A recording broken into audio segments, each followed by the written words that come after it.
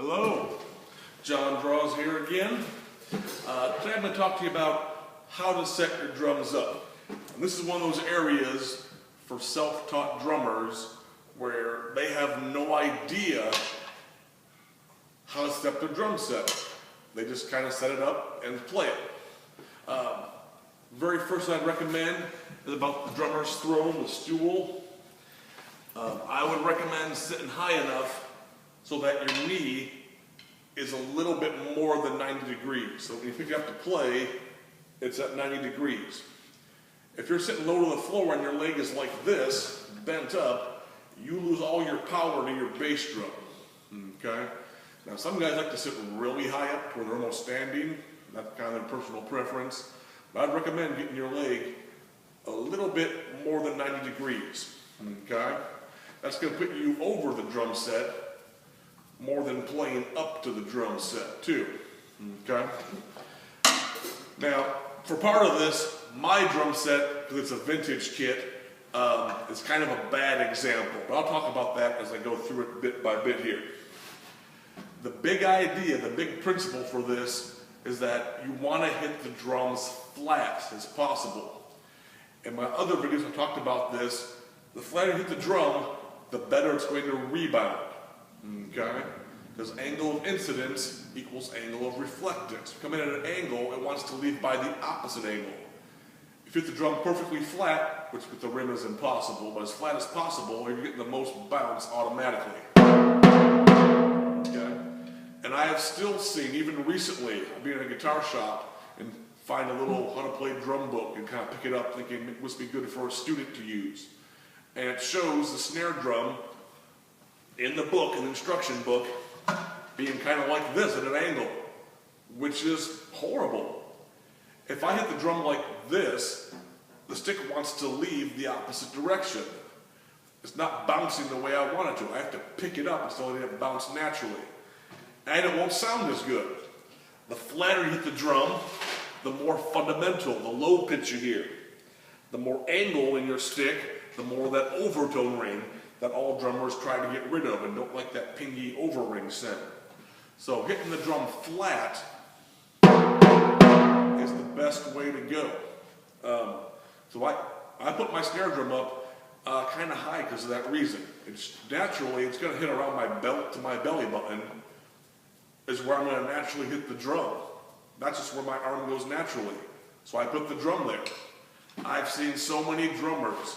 One, their stool is super low, so their legs are bent up, and they have the snare all the way down to where it's lower than their legs.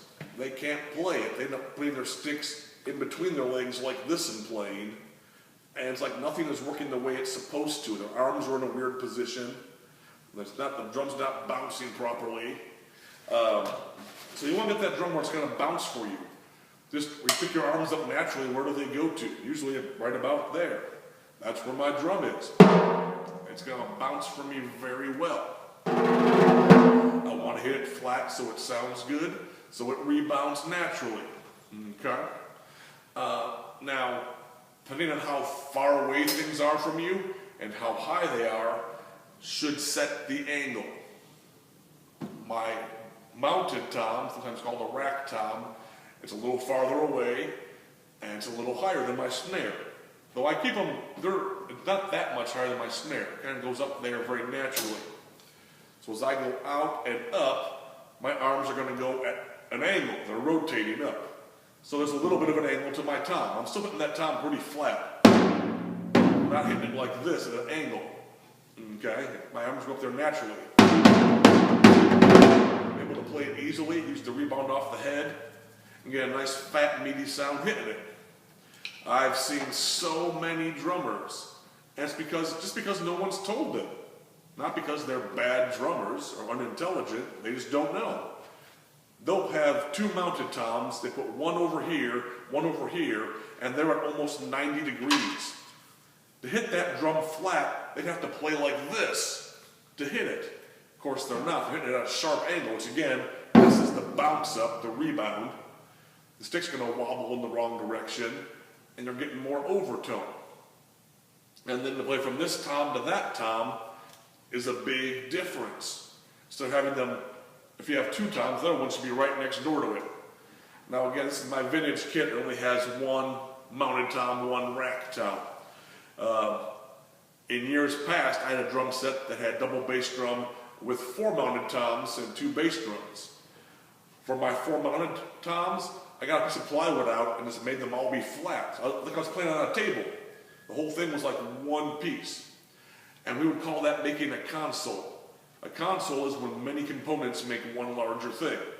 So I recommend having your snare and your tom, as much as possible, forming a console, forming one surface. Okay? Now if you have a lot of toms, your tom to the left, you might angle up slightly, because as you go that way, you slightly angle up.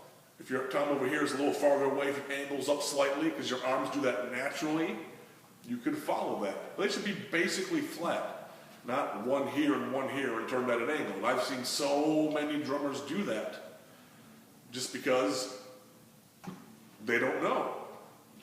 Okay? And the floor tom should, as much as possible, be part of that console. This is where my drum set's a really bad example. I have this little oddball floor tom. It's a 1964 Ludwig Club date.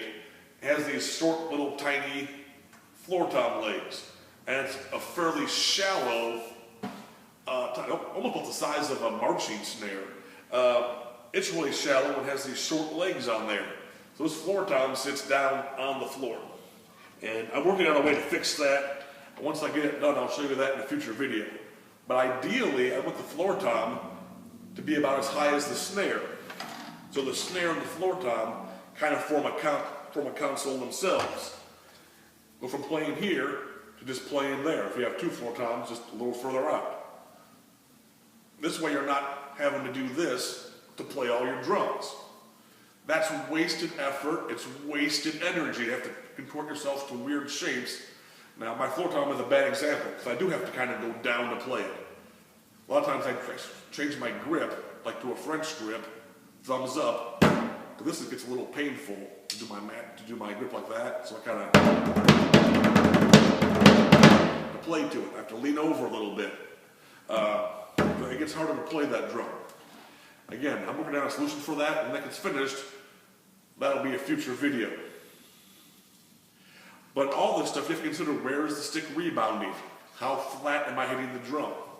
And that should control where you play stuff, whether it's tom is on the bass drum, mounted off a cymbal stand, mounted off a drum rack. It's the same idea. Now if you have deeper toms, or if they're on a rack that sits a little higher, the higher up you go, the more angle they'll have. And you've probably seen these drum sets that have like a row of toms, a row of rototoms, a row of octobans. Well, as you get up for each level, they're getting higher. The octobans are up here like this, because that's where your arms naturally go to play that high. So those are facing like this. They're hitting them very naturally. And then their rototoms are like this, and their mounted toms are like that.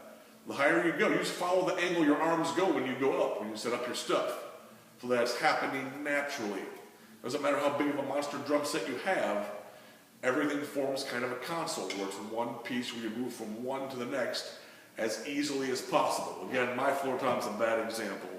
But my high tom, my snare, kind of form a console. I can move between them easily. I go back and forth without much effort. Okay? And then with the cymbals, with my classic kit, I don't have a lot of cymbals here. I have my hi-hat, my crash, and my ride. Okay? They kind of form a console, but not exactly. And some drummers have lots of cymbals. They put them where they're convenient. Sometimes they have cymbals stacked. As far as the angle, for my ride cymbal, I have it at kind of an angle. Okay? Because when I go up to it, that's where my hand goes at this angle. From the side there, it's kind of like this. So my cymbal's kind of at that angle. So I hit it naturally. It's hitting it flat and rebounding back towards me.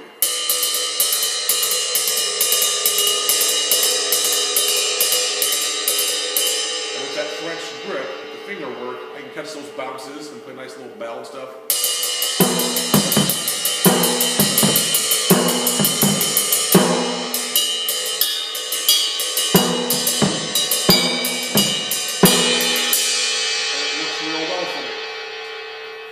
some guys who have their set up to where their ride cymbals are very low. Sometimes they have it quite a bit flatter. If you're playing your ride cymbal here, I would put it at that angle, pretty flat. Since I have mine up higher, so it's not in the way of moving between my drums, I kind of go underneath it, I put it at a little more of an angle. Okay, again, it depends on the height. The higher up you go, the more of an angle you are. And I've seen some guys who have several layers, their cymbals are up here. Their cymbals are facing kind of like that, almost 90 degrees. That's how they're hitting them when they're that high. Now for like a regular level, not up high, but this level, crash cymbal, it's pretty much flat. Because the crash cymbal, I want to go through it, okay? Like I'm breaking a pane of glass. Okay? My wrist drops actually below the cymbal there. I'm hitting it with the shaft of the stick when I play that crash. So I want to hit it nice and flat. Whereas the ride cymbal, I'm hitting it with the tip and I'm bouncing right off it. Okay? The hi-hats can be as high as comfortable for you. If they're too low, they get in the way of your hands playing. I got, I don't know, a good 6 inches there.